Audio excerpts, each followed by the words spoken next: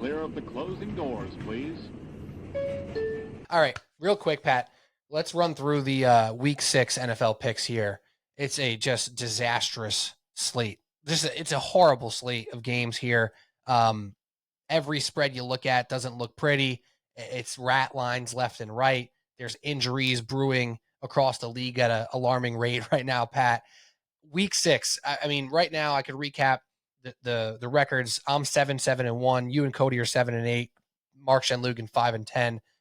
Are you walking into Week 6 here feeling like the grasp you have on our teams across the NFL is strong, or are you walking in with these teams saying, I don't even know what I'm watching coming this Sunday? Yeah, I mean, it feels like there is really no rhyme or reason behind some of these games, which is the tough thing, because you can, for the most part, like look at all these matchups and you can say, all right, well, this team's got a horrendous run defense. Like that should be enough to win the game. But then also, see, like I'm putting myself in a knot even just thinking of it, because then you have teams that are superior. Like a lot of Cody, I know, just flat out straight bet the Niners last week, and they were up 23-10 at half, and it looked like Cruise City. And then for the second time in the last 3 weeks, they blow a fourth quarter double-digit lead and lose. Not even don't That was cover. me, actually. They lose the game. Yeah, you had them. They lose the game outright. Mm-hmm. They lose the freaking game outright. And it felt like, on the other side then too, it's like, all right, I'll take the dog here. I'll take the points. All these 6-point or more favorites, they're not going to cover. And the Chiefs, who play every game close and are missing Rashee Rice and are missing Isaiah Pacheco, they were like Kareem Hunt and Juju Smith-Schuster like it's 2019, and they cover pretty easily against the Saints. Yeah. So it's like, again, some of these games are bizarre world, and it's like sometimes for no rhyme or reason, when you're betting the favorite, you're just hoping that team, for whatever reason, doesn't lay an egg on that day. And that's the NFL, man, and that's why we love it. And so, maybe I'm making really complex what is normally pretty simple. It's, hey, is this team going to show up or not? But, when we have more information at our fingertips than ever, we have more betting information, and we have all the depth charts, and we have all the historical trends, and we have all the stats. It feels like we know the game better than we did 10 years ago, but also at the same time, this shit's tough, man. This shit is tough. So with that being said, I'm ready to give out some winners. Yeah, me too. I'm ready to get to being that the lines all suck this week. I'm ready to pick the 3 best ones that are absolutely going to hit. But no, it's 100% a thing that we talk about probably every single year about this time of the year. Maybe it's a little later in some years versus others. And you're like, yeah, it's kind of a shit show right now. You got this quarterback hurt. This quarterback's not playing. These 3 receivers are out for one freaking team. But the lines are the lines, and, Vegas is Vegas doing their thing, setting the lines, and we have to make these decisions. And it's not like any of us who gamble, and I'm not just talking about us making picks for the podcast, are going to sit at home on Sunday and say, you know what? I'm going to take this week off. I don't like the lines. We're all going to bet. We're all going to put our wagers down. Maybe you place a little bit less this week. Maybe you don't. Maybe it's the dumb week where you have your best week of the year, and that's why we freaking love it. So, Pat, do you want to go first? Do you want me to go first? I don't really care. I'll go first. Hit me.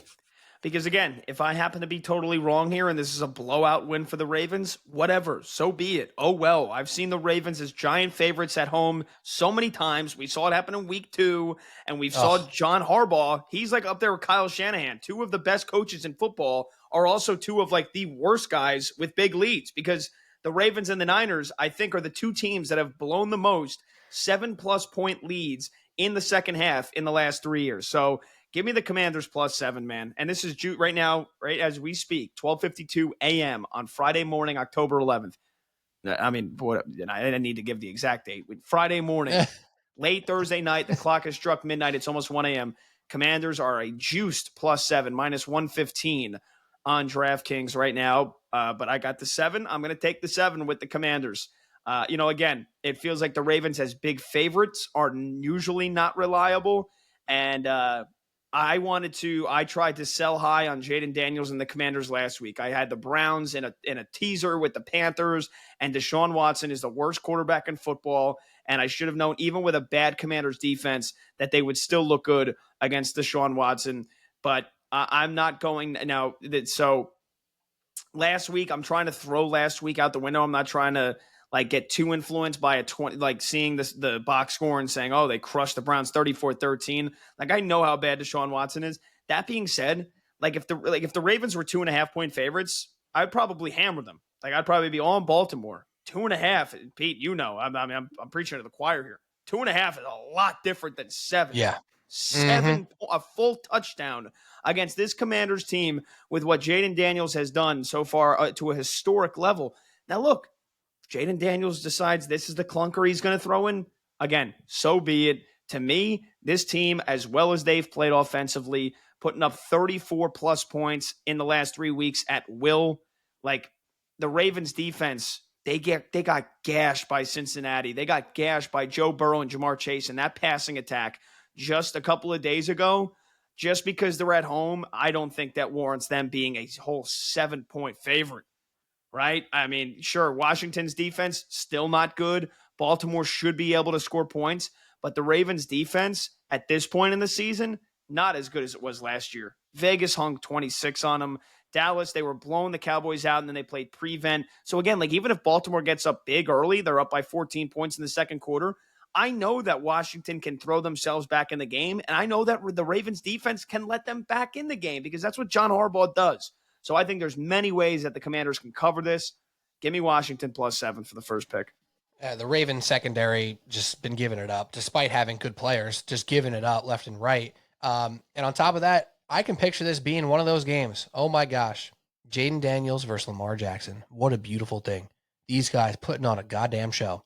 I can see that every day of the week. And if it's a garbage time touchdown that gets you the cover, so be it. If it's an epic game that's just close, so be it. I can see it being close. I'm staying away.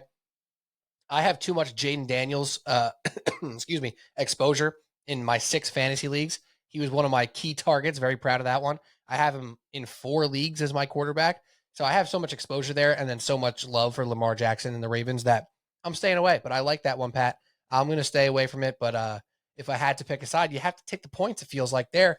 And when it comes down to it in a week like this, you have to pinpoint those lines that you think are wrong and just attack them.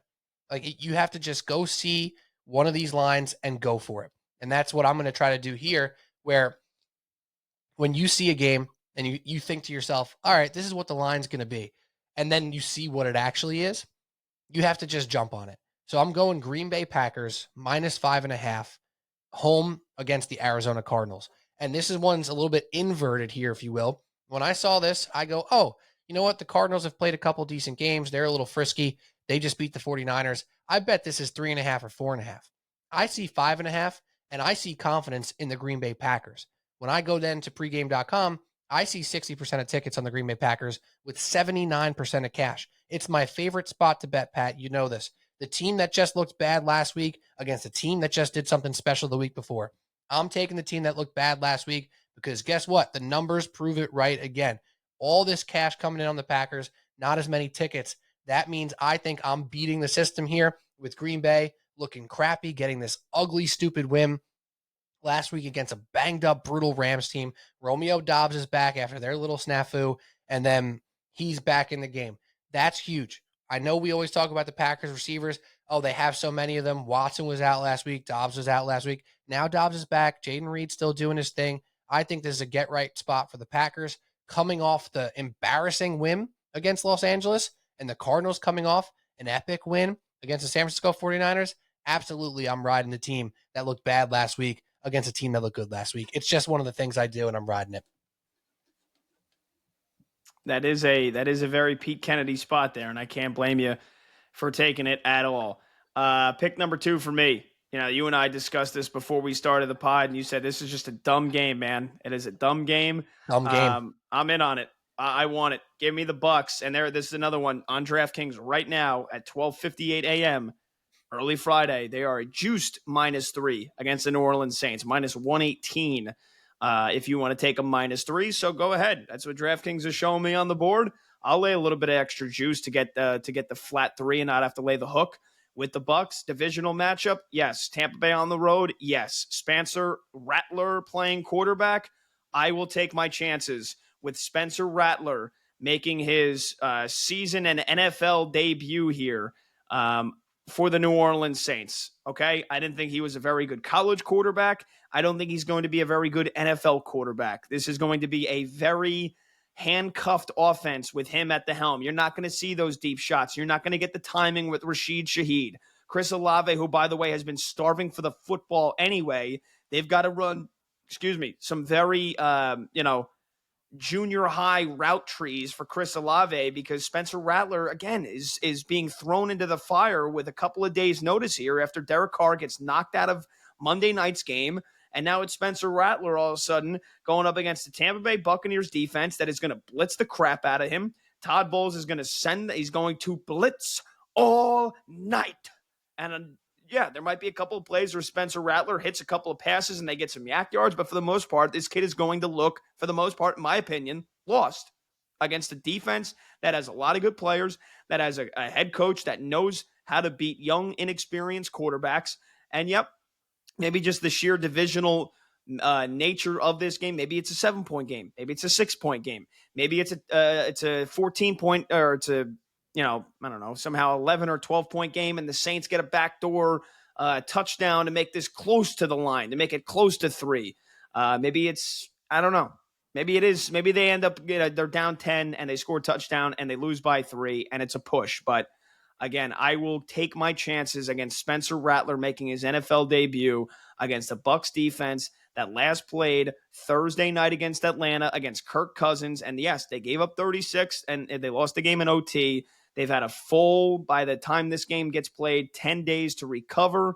They are playing in the Superdome. This is a New Orleans Saints team that has lost 3 in a row, and all the magic was off that offense already from the first 2 weeks, and now Derek Carr is out. This is just, I'm not going to second guess this one, Pete. I will take my chances against Spencer Rattler. Give me the Bucs -3. Better you than me anytime, brother. I ain't staying away. I'm staying far, far away from that dumb game. I know everything you said was right. Absolutely. I can't do it. I don't know what it is about the NFC South. I know the whole division is better than we expected this year, and the Bucs are better than we expected this year, and I can't do it.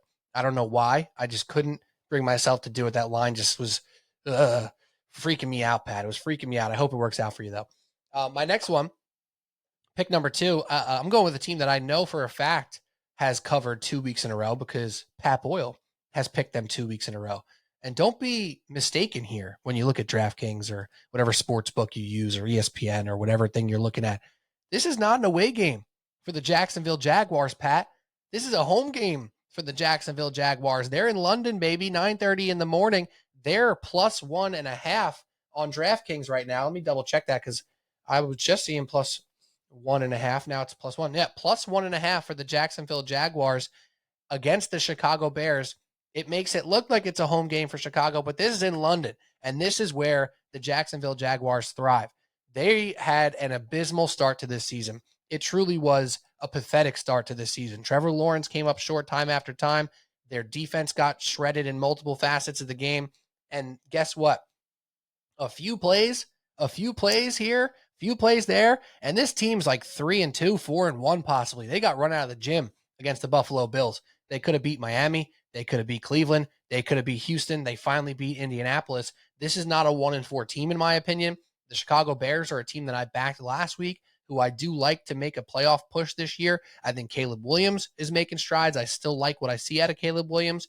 But right now, I'm backing this Jaguars team. I think they're finding something in Tank Bigsby. They're getting Christian Kirk going finally after he missed the second half of last year. Trevor Lawrence had a nice game last week. And more importantly here, especially against the Chicago Bears offensive line, Trayvon Walker and Josh Allen Hines are getting going on this D-line for Jacksonville. What has been the big, big burden on the Chicago Bears offense is Caleb Williams under duress time after time. Trayvon Walker up to 5 sacks already. Josh Allen Hines, he's almost at 3 now. I think he's at 2.5 at the moment. They were putting all sorts of pressure on CJ Stroud 2 weeks ago. Yeah, they gave up a ton of points to Indianapolis last week, but Joe Flacco wasn't exactly extending the clock back there. He was just doing what Joe Flacco does, picking apart defenses quickly. This team's going to put pressure on Caleb. They should be 1-point favorites here. I thought this line was wrong, so I'm jumping on it. I'm not second-guessing it. Jacksonville in London, tried and true. just how we love to see it. So Jacksonville plus 1.5 is my second pick. As much as I'd want to, and this is not me all of a sudden respecting Caleb Williams, I respect the Bears defense. I still, how I feel about Trevor Lawrence. Yeah. You know how I feel about Trevor Lawrence. But you backed them 2 weeks in a row, Pat. I backed the desperation of the Jacksonville Jaguars for the last 2 weeks. That's not me backing Trevor Lawrence. And their defense is getting a little bit heavier. I think they're getting Tyson Campbell back, if I'm not mistaken, in that secondary. I thought he was designated to return, ready to practice. Oh, so maybe, they opened the 21-day window, so maybe he's not going to play this weekend. There's a chance. I mean, either way, their defense is going to be in better shape going forward, whether he plays on Sunday or not. But still, I mean, their secondary is still in shambles, in my opinion. And I still think Trevor Lawrence stinks. I still think he's a gigantic bust. So even though I don't think Caleb Williams is very good, in a game like this where it's only a point and a half, neutral site, and I know you said it's a home game, right? Jacksonville, they beat the Bills in London last year. Just like you don't want no part of that Bucks -3, I want no part of the Jags. But I do wish you luck, and I hope they win. Final pick for me. Give me the Cowboys. How about them Cowboys? I'm catching 3 at home, and I know that they're 0-2 at home so far, and they got the brakes beat off of them for basically both of those games at home so far. But I'm going to catch the Cowboys plus 3 at home. I am going to take that. And I understand the first thing you think of is, well, Pat, the defense sucks, and now DeMarcus Lawrence is on IR, and Micah Parsons might not play again Sunday, did not practice on Wednesday. I don't know if I didn't see a report on it, whether or not he practiced on Thursday. Did not practice Thursday either, now that I'm double checking it here. So good chance Micah Parsons doesn't play again. DeMarcus Lawrence not going to play on IR. I don't know, man. I watched that Cowboys-Steelers game really closely, really carefully, and I'm not comparing the Steelers offense to the Lions offense. But I think what the Cowboys missed in Micah Parsons and DeMarcus Lawrence, they got some speed on the edge. And the guys that are replacing them, once Chris Collins, I almost blanked on his name. Once Collinsworth keyed in on it, I watched the edge every play against Pittsburgh, and they were beating them to the edge. Now again, Detroit's got the best, probably pound for pound offensive line in football. So who knows? Maybe that doesn't happen, but. Again, I heard this guy, Tyrus Wheat. I heard his name 9-10 times during the game. I'm going, who the hell is Tyrus Wheat?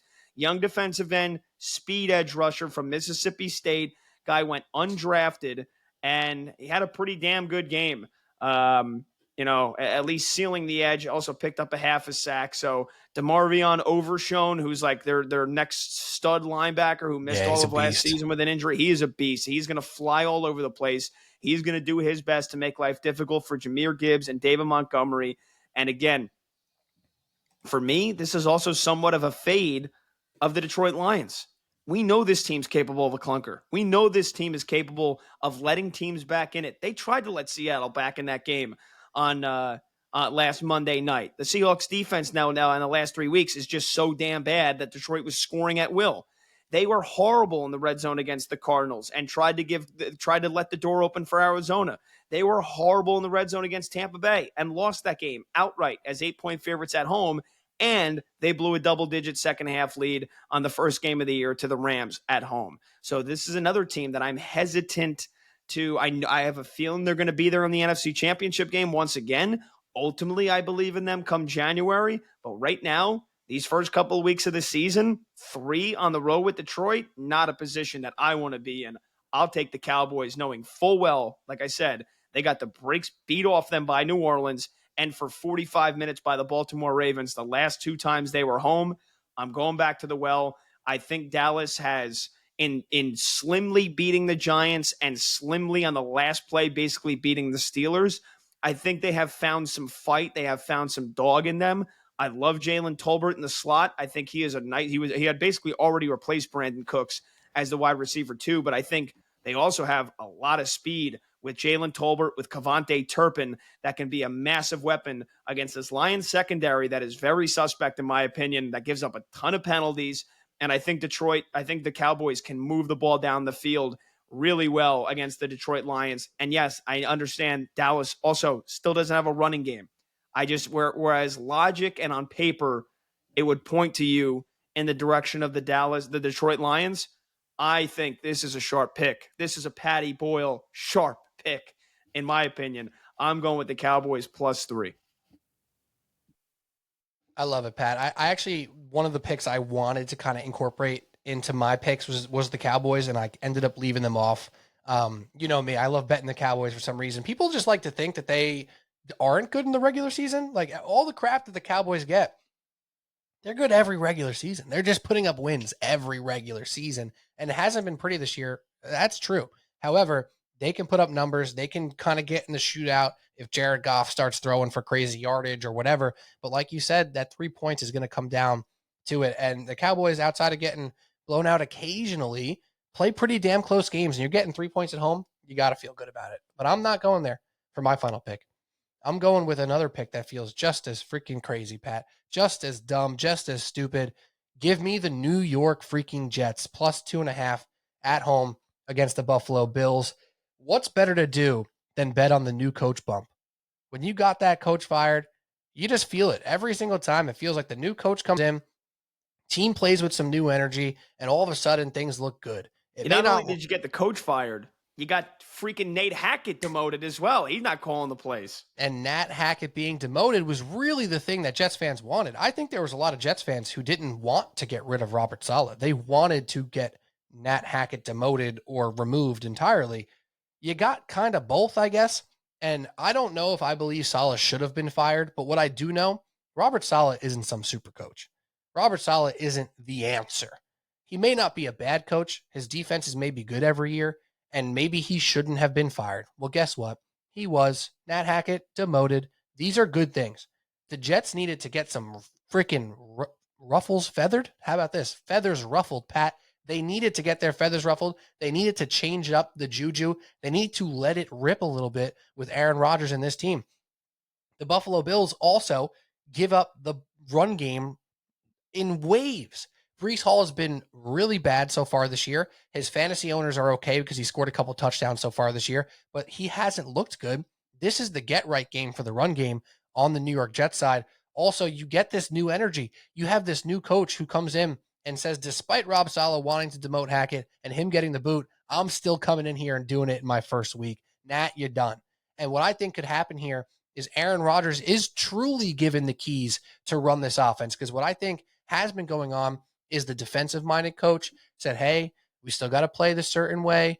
Our strength is our defense. I don't want you doing too much. I want you to run this certain type of tempo. I think you see a fully unleashed Aaron Rodgers. I see a run game for the Jets that's finally going to be successful this year, and I see a new energy out of the New York Jets. On top of that, the Buffalo Bills faltering a little bit.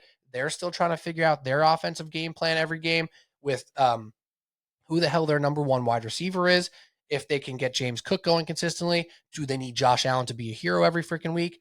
All those things are absolutely question marks for the Bills. Even with the 3-0 start, now we're realizing, okay, maybe they're not a juggernaut. They're still probably a playoff team. So is this Jets team. So are they. They're not 1-4. They're not 0-5. They're right in the thick of it. They played pretty poorly against Minnesota and hung around in that game at least decently. They're going to beat the Buffalo Bills on Monday night. You get 2.5 at home, and you feel great about it. Josh Allen against the Jets in his career hasn't been that great. If you would guess, because the Jets have been pretty damn bad and Josh Allen's been pretty damn good, he'd be dominating the New York Jets. Nope, 7-4, decent record. Only 12 touchdowns to 11 interceptions for Josh Allen against the New York Jets. He hasn't found great success against this defense. And now, unleashing Aaron Rodgers, new energy, new coach. I love the Jets +2.5. Monday Night Football, Aaron Rodgers, Monday night, vengeance here in MetLife Stadium. Let's go Jets, huh? How about that? It's New York or nowhere, Patty. That's a hold your nose spot, man. I get new coach bump. Man, Rodgers is a tough watch right now. Oh, yeah. I love a good tough watch when it comes to my picks. He's a tough watch, but if there's anything, again, that Thursday night game against the Patriots where he doesn't look 40 years old off a torn Achilles, he didn't look 40 years old off a torn Achilles. It was the home opener Thursday night. There's going to be so much juice Monday night because there's so much Like there's so much buzz in the air too between the Mets and the Yankees and the Jets. And think about how many Mets fans you're going to have that are also Jets fans that are going to watch Mets game 1, 4:00. And then as soon as that game ends or as that game is ending, or they're going to tailgate at MetLife Stadium all damn day Monday and watch the Mets. And as soon as that Mets game ends, they go into MetLife Stadium either with the buzz of a game 1 win or is a game 2 win in the NLCS, and the place is going to be a freaking circus, or the anger of a loss and then counting on the Jets to turn the day around. Aaron Rodgers is going to feel that buzz, and maybe he doesn't look like a 40-year-old off a torn Achilles on Monday night against Buffalo. Maybe that offense hums a little bit because Nathaniel Hackett isn't calling the plays anymore. Guaranteed circus at MetLife Stadium on Monday night. I'm here for it. Sign me up. Jets plus 2.5. I can't wait. Honestly, I'm excited to watch the Jets. Watching them in London against Minnesota, it was a drag, bro. Oh, they had their like little itty bitty moments throughout the game, but it was a drag. I mean, the offense wasn't moving. The defense was getting pushed around a little bit. And you're like, God damn, if Aaron Jones didn't get hurt, what were they losing by? But yeah, I think they come back with a whole new energy this week. I'm just pissed the Vikings are on a bye week this week because they have been a goddamn treat to bet on each and every week if you have. Juggernaut. All right, Pat Boyle. What a podcast. 1:15 in the morning we finished recording this thing. Subway Sports Talk listeners, we appreciate you. We're staying up late. Pat Boyle works all the jobs in the world right here in the media sports landscape here. Catch him on Sundays if you're in the car. Gridiron Game Day. What's up? Odyssey app, Infinity Sports. So easy to find, by the way. I listened this past week. I meant to shout this out in the beginning of the episode, and I forgot, but I'll do it now. Gridiron Game Day with Pat Boyle, running through every single game on the entire Sunday slate from what? What do you get on air? 12 or 1? 12 to 8 p.m. Eastern. 12 to 8 p.m. Eastern. Odyssey app. Just tune in if you're in the car. It's worth it. Pat's giving you all the updates. It's fantastic. Shout out to you, buddy. Thanks, Pete. Appreciate that, brother. Yeah, man. Subway Sports Talk. That's all we got. Pete Kennedy, Pat Boyle. We'll talk to you next week. Cheers.